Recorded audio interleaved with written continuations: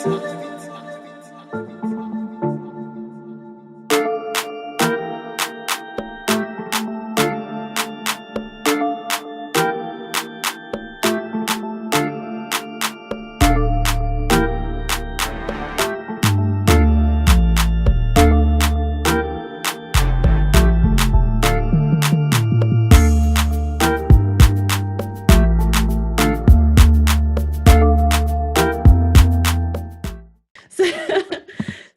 for the purpose of this interview, please tell me who you are, where you're from, what you do. Okay, my name is Kelvin Wiredu. Mm-hmm. I am CEO and co-founder of Jwompa Media Group and the Jwompa app. What do I do? I run this phenomenal music streaming app and platform, Mm-hmm. and I'm sure you'll ask a lot more questions about it down the line, but it's basically a platform engineered to curate African music in a very different way, really bringing African music to the world by emphasizing the diversity of cultures and the diversity of sounds that is in Africa. And so I'm happy to tell you a little bit more about it as we talk. Amazing, amazing. So I'm sure your journey didn't start with the app. So let's take it a step back. Tell me about, I guess, your career trajectory and journey thus far. Oh man, it's where do you want me to start from? Let's say like after high school, because that's like a good age, right? 18, like before you go to college. Yeah. So I was always, I remember the few summers before I went to college, I spent a lot of time really trying to figure out what I wanted to do, where my passions were. And I remember doing all of these tests, these personality tests, career tests. I'm sure you did those too. Trying to figure out where I fit in. And, I knew that I was very, I loved creating stuff, like building something that didn't exist, just putting it together. And I knew I loved music and I loved the arts, and I said, I can't go into the arts. That's not a very, first of all, my parents would. It's not very traditional. Yeah, I was just like, and frankly, I'm not super artistic. I love music. I appreciate it, but I wouldn't say I'm an artist per se. Right. Okay. That's fair. So I said, okay, let me just go do business, right? And then I'll just mix in a little bit of that. So I was blessed enough to get into University of Virginia, which is one of the top schools here when it comes to business. Amazing. And so, God blessed me to get admission into that school. And so when I got in there, I made it a priority to mix in,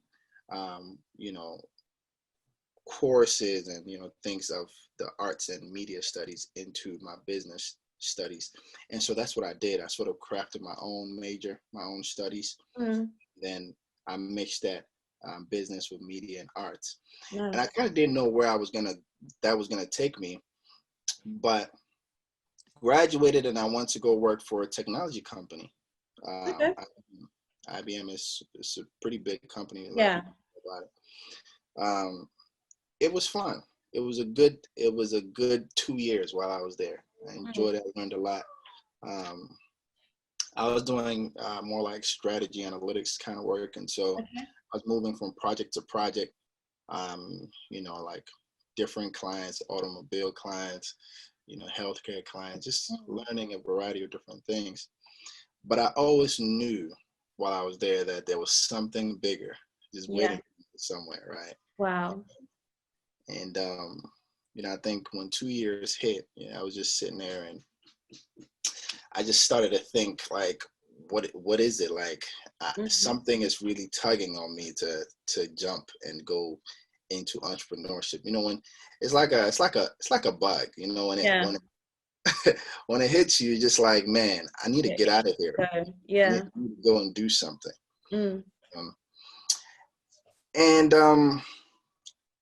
So I prayed about it. I talked to a bunch of people about it, my mentors about it.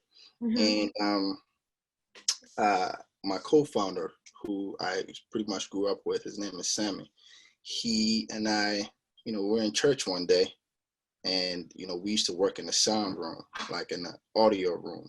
So Okay. doing all the sound stuff for the church. And so, we're out there just talking, and then we just started talking about music and music streaming and what's missing.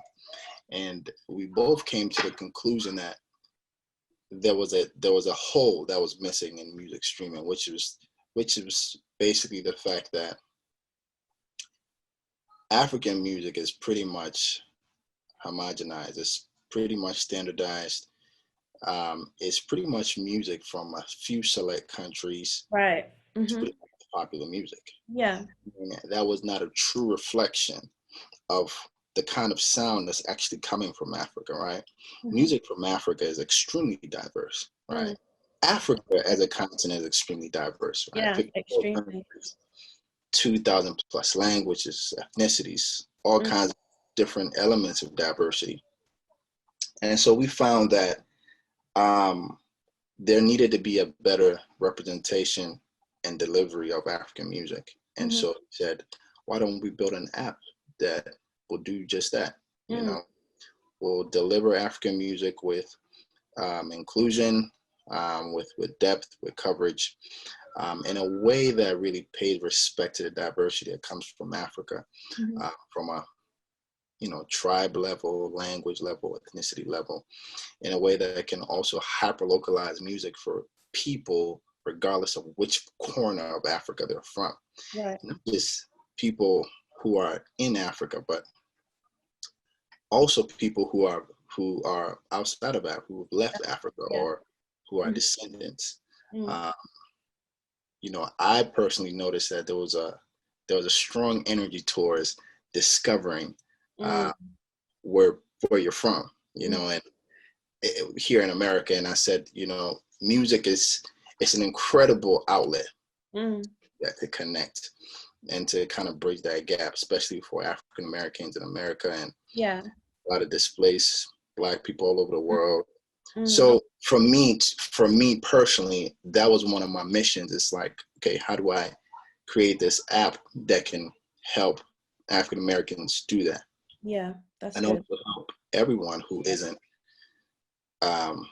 really African or African American learn more about Africa.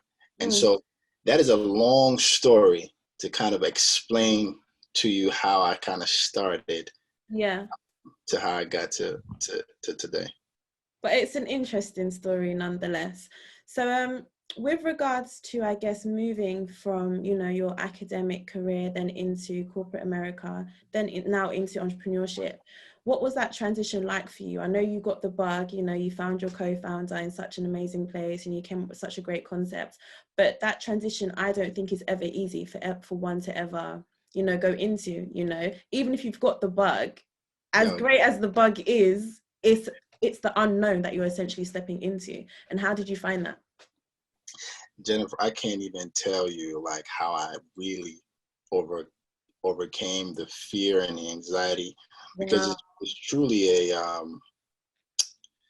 it's a hard leap. I mean, it's when you're getting ready to send that email, saying, hey, it was good. I enjoyed this, I'm out. It was a bit easier for me because I didn't really have a home in my company. I was more of we were moving from projects to projects. Right. So you have a home for a little bit, like you're working with this team, and then that project is over. So you got a new team, that project ends, you got a new team.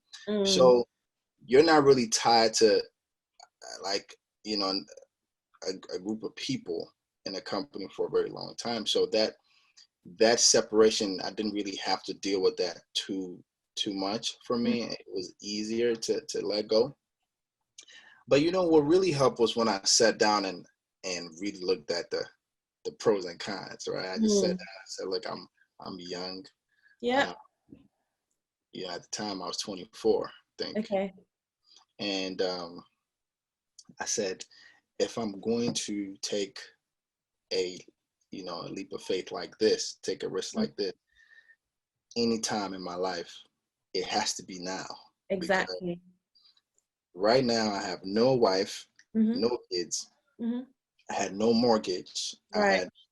I just, the world was my oyster at that Yeah. time, right? Like, if I'm gonna take a risk, and I've read so many stories about how people got where they got, Mm-hmm. um, and I said, this is the time, and Mm-hmm. I looked at what failure could mean for me, Yeah. and really, I looked at it and I'm like, failure really isn't a huge deal for me at Mm. this stage.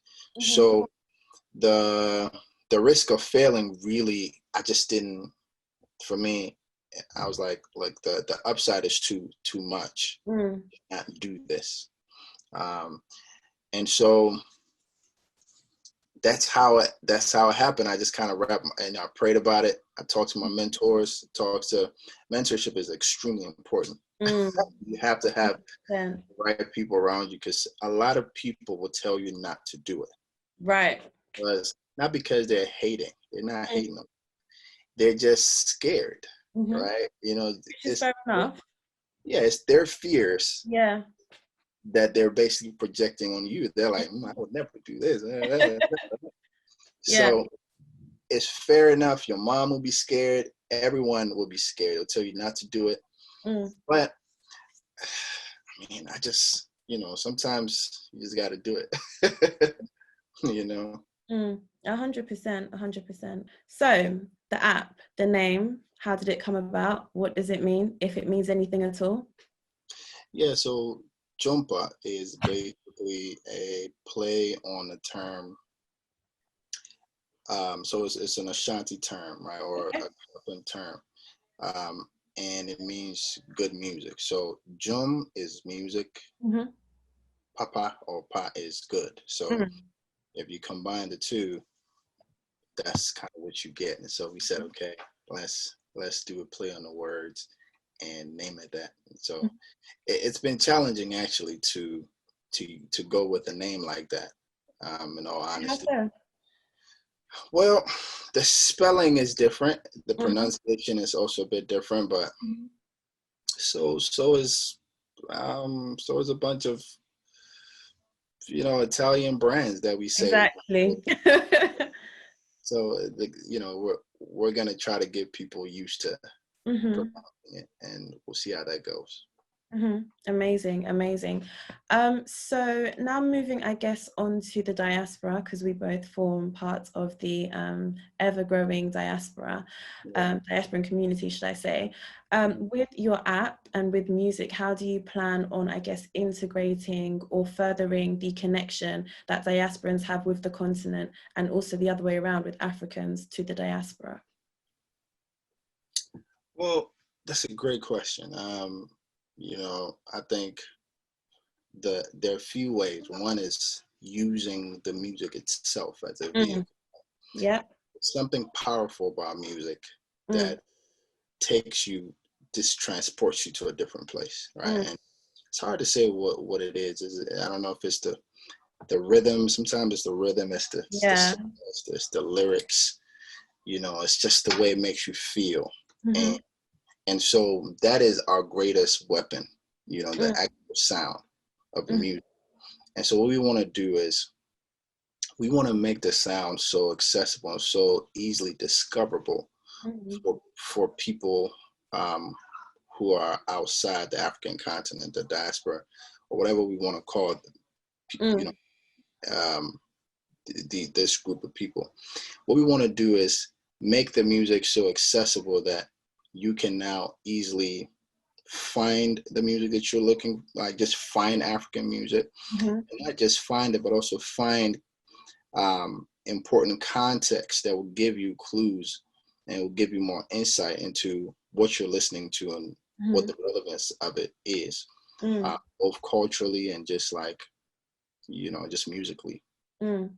And so what that, for example, so if you're an African American or maybe a second gen African or whoever got on our app, Mhm.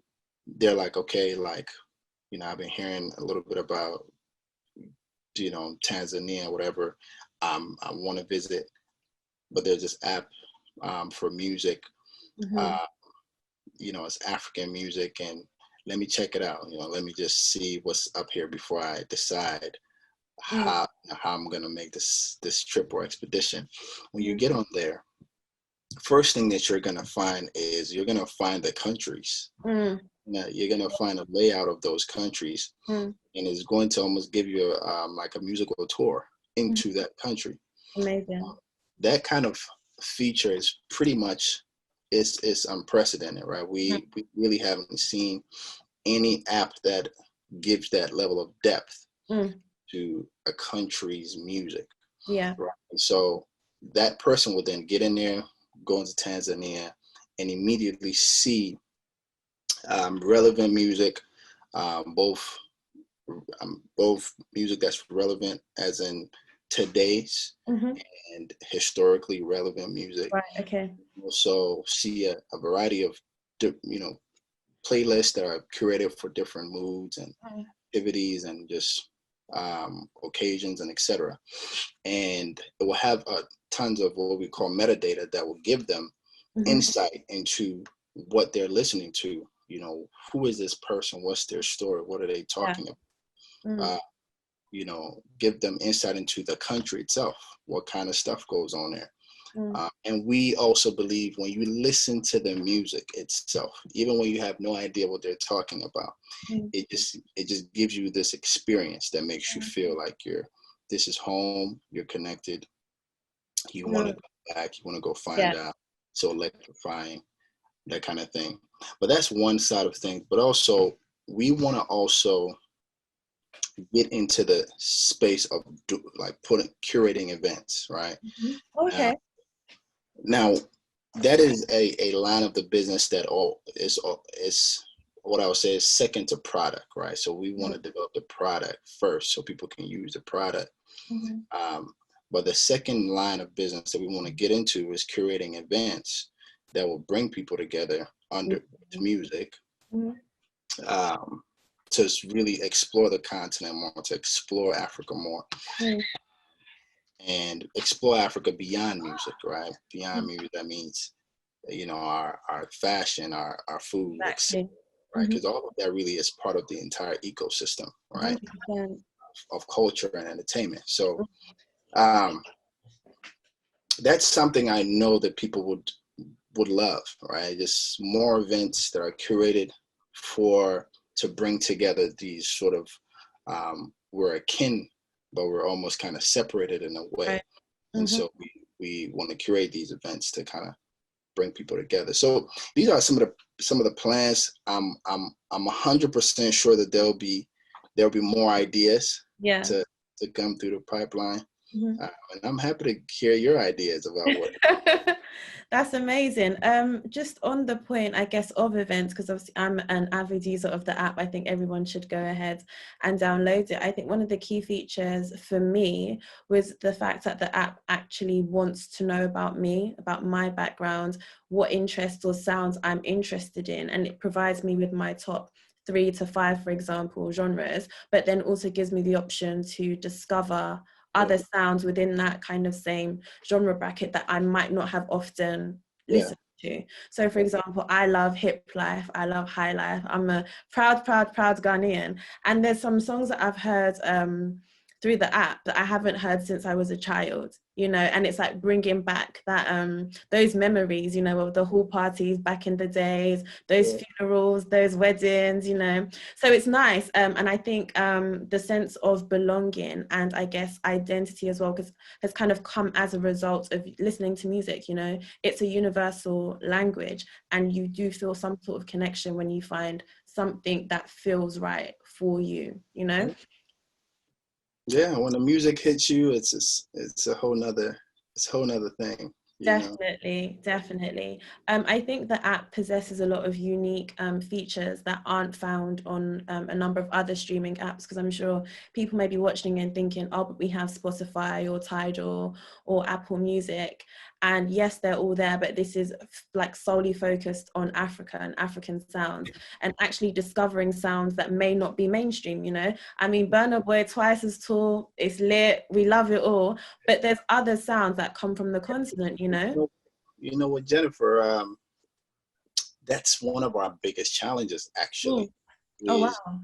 is is actually educating people and letting them know that there's more. Mm. It's quite unfortunate, right? Because we almost are victims to a okay, that's a whole nother conversation Yeah.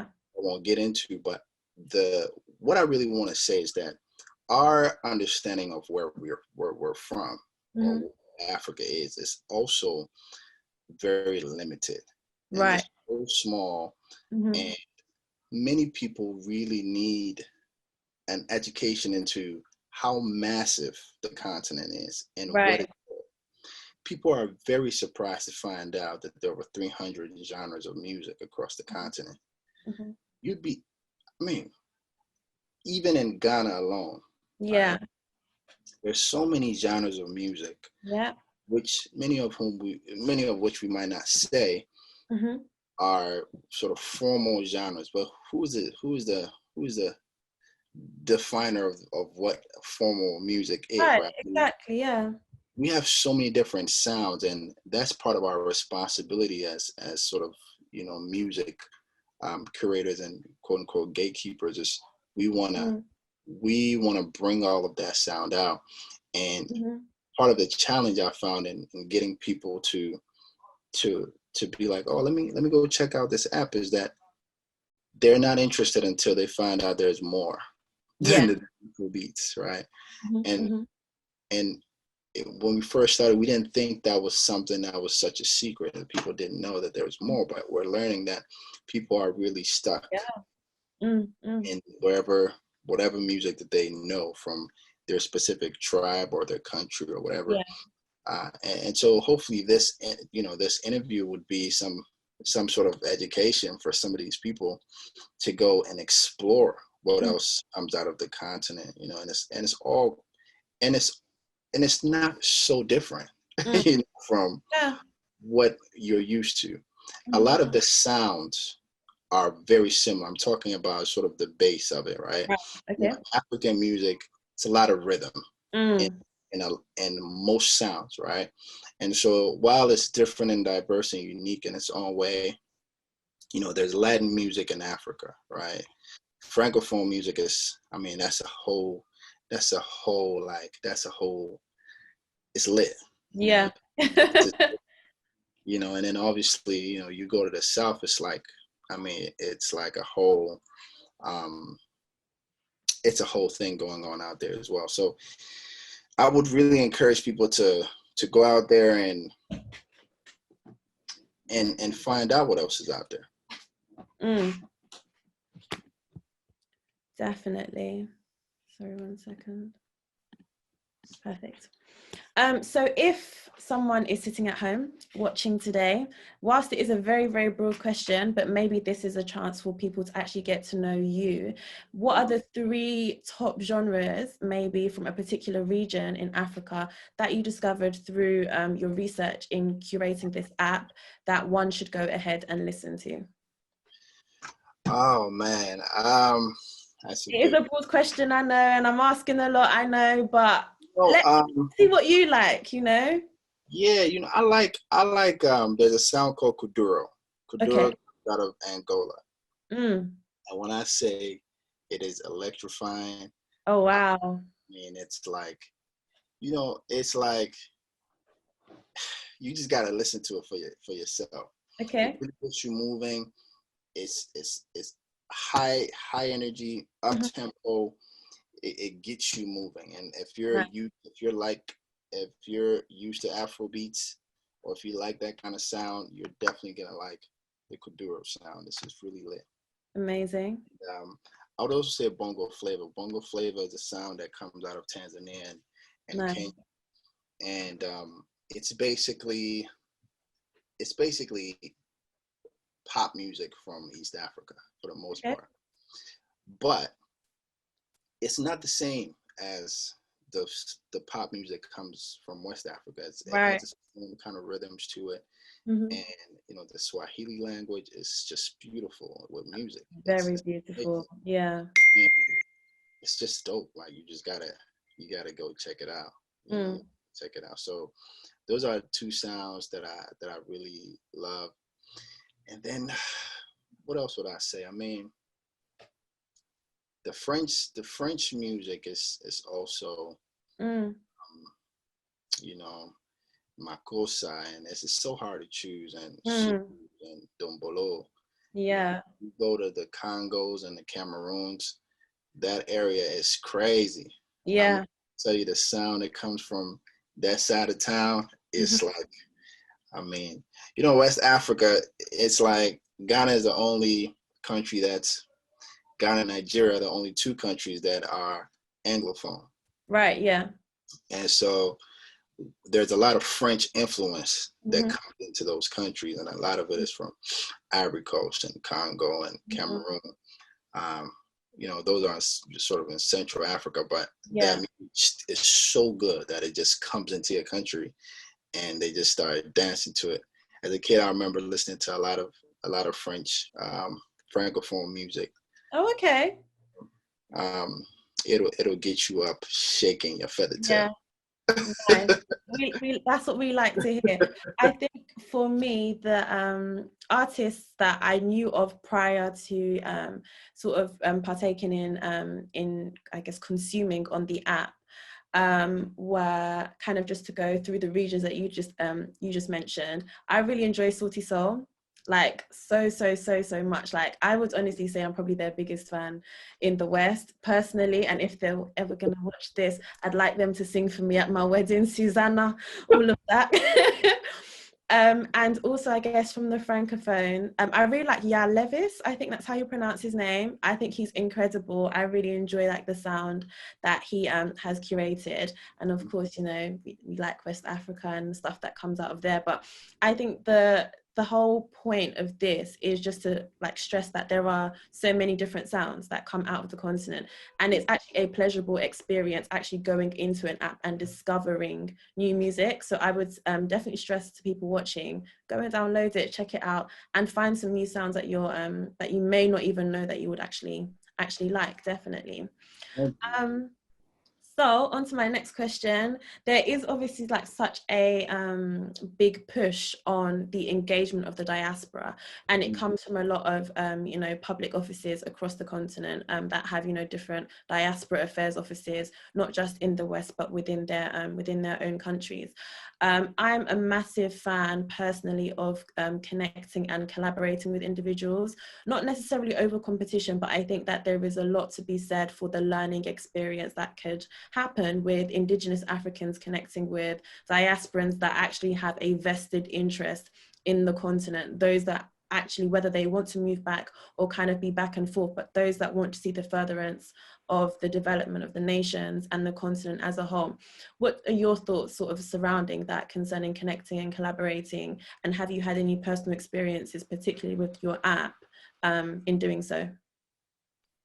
Yeah, well, I think I think one, I wanted to say we've already done a pretty good job integrating the diaspora into the affairs of the continent. And I'm talking about just in the past few years, say the last 2 years or so, we've done an incredible job. And I can't speak for every country, but I've seen a lot of activity happening across the continent, and a lot of effort being put in. How do we create a space for people who aren't home to want to come back home, invest home, and I've seen the initiatives that the governments have put together in the form of, like events and making certain investment funds and opportunities available. Seeing the work that a lot of content creators are doing on YouTube to engage people and tell them about life, living in the continent. And I've seen a lot of affinity groups being created to sort of welcome people back home and give them a community to stay in, and all these things. And so all of that to say that I think we're already on the right path, and we're doing the right things. And making the place attractive, because that's part Mm-hmm. of every country, and does that. They want to make their country attractive for people to come in. Mm-hmm. So we're already doing the right things. Um, African art and culture has always been attractive. Mm. That's usually what we use to attract the people, right? It's like That's right. Yeah. cultural stuff, all the music and the art. So we're taking the same stuff and we're really amplifying it. Mm-hmm. Things like Afro Nation and all of these things, Yeah. really keying in on the things that people already love about Africa, and using it as a pull to bring them home. Mm. But now, beyond that, there's all these other opportunities in real estate and business, and you know buying land and starting restaurants, and going into hospitality and tourism, and etc. Mm. And now we're seeing a growth of incubators and accelerators and things Yeah. like that across the continent as well. And new businesses are starting to come out, and so all of these things, I think they point us in the right direction. Mm. Yeah. It's a true indication that we're moving in the right direction, and I'm proud of the work that everyone is doing to make that happen. Mm. That's really encouraging to hear. And I think you're right in that we are taking strides in the right direction. And ultimately, it is up to all the relevant key stakeholders to do their part, in terms of, I guess, pushing business into the various countries, and also encouraging in creating spaces and environments that are conducive for investment to be beneficial for all parties. So my final question now, because we're not going to talk about Corona, is what excites you most about the continent and its development, let's say for the next decade, seeing that we're kind of, towards the end of 2020 now. What excites you the most? You can integrate your business into your answer, but what gets you going about Africa over the next 10 years, sorry? Man, that's a great question. That's a great question. And I think, there's something exciting about a place that is still like, it's like fertile ground. Yeah. It's like when you're in a place like America and so much development has already been done. Yeah. It's very hard to really find a place where you can you can put your foot in and say, look, I want to create something and build here. And I Yeah. want to see something new. Mm-hmm. But I think what's really exciting about Africa is the space for you to be a pioneer and a creator and an inventor and an entrepreneur, and to be a leader in something. There's so much opportunity to create. Yeah. It's like open field, and that to me is very exciting. I know, obviously, this is also what Africa is always being criticized about. We're sort of behind the eight ball when it comes to development, etc. But this is also the same reason why people are excited about going to Africa, because now you have an opportunity to build a city, to build a complex, to build an industry. You can literally build an entire industry. That's right. Like, you can go to Ghana and go to Nigeria and say, I want to build the first life insurance industry. Yeah. Think about that. That is an amazing thing to say. And I think that, to me, is what excites me the most, just being able to go anywhere across the continent and find opportunities to do something that has never been done before.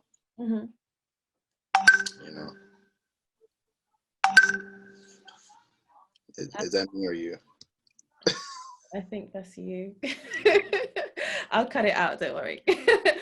I think that is a great observation and something good to kind of end on, because I think it's all about perspective to me when it comes to Africa, right? You know, you could say that there are so many challenges, there are so many problems, but if anything, that's opportunity. You know, as diasporans or indigenous Africans, that's opportunity to scale a business, that's opportunity to scale an industry, or to make change, you know, to affect the change that you want to see within your respective countries. And I think COVID has actually kind of shown that within the continent, that that's actually the right way to look at things. You know, it's created so much scope for growth of different businesses, you know, so many things that weren't previously thought about, whether it be by governments or private sector companies, have now started to think about and effectively implement within their nations during this time. So I think the next decade is an exciting one for Africans across the globe, as well as on the continent. And I'm very excited to see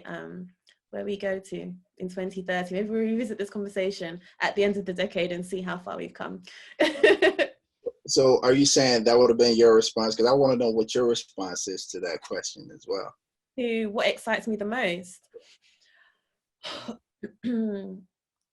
I think for me, there are so many things, in all honesty, that excite me the most about Africa. I'd say number one, the fact that we have such a such a young continent is probably one of the most exciting things, because I think, and this may be quite controversial, so I may just cut this out, but you know, a lot of the governments that are currently in power are, number one, very old. You know, they can't always relate to the issues. They can't always relate to the issues of the growing young population within their countries, you know, and they're not out. Some of them are not even making room for those young people to enter the political sphere, you know. So I think having such a growing young population just shows that there's so much scope for the mindset as a whole to potentially change. Of course, it's a massive generalization, but I think on the whole, young people tend to be more progressive in their thinking, you know. That's something that's very, very exciting, and I don't think has been seen to the scale at which it will be seen over the next few years within different African countries. Technology as well. I don't personally occupy the tech space, but I love all things tech. And I think technology is a massive enabler. And I think that within different industries, particularly for me, one thing I'm interested in seeing how tech can be used and effectively utilized is agriculture, you know, because we have so much land on the continent. There are some countries that rely heavily on agriculture for a lot of their income, and seeing how tech can be used to enable and make their processes more efficient is something that's very exciting. And I also think for me, just like the fact that people are within their different countries across the diaspora and actually looking to find some sort of home on the continent is an exciting thing for me. It goes without saying that 2020 has been a difficult year for everyone, but particularly for Black people across the globe. I think we have suffered throughout history anyway, talk less of the plight of the Black man and the Black woman throughout 2020, you know.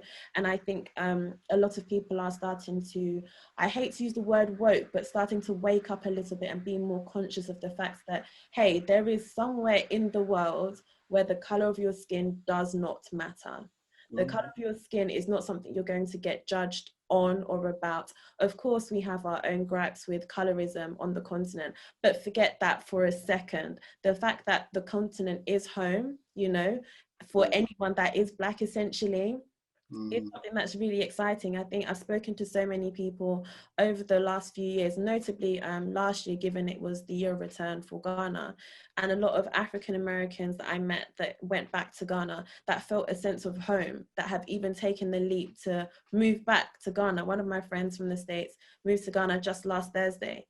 She's not Ghanaian. She has no ties to Ghana. She started a business. She was selling jewelry and waist beads and other cultural pieces in the States.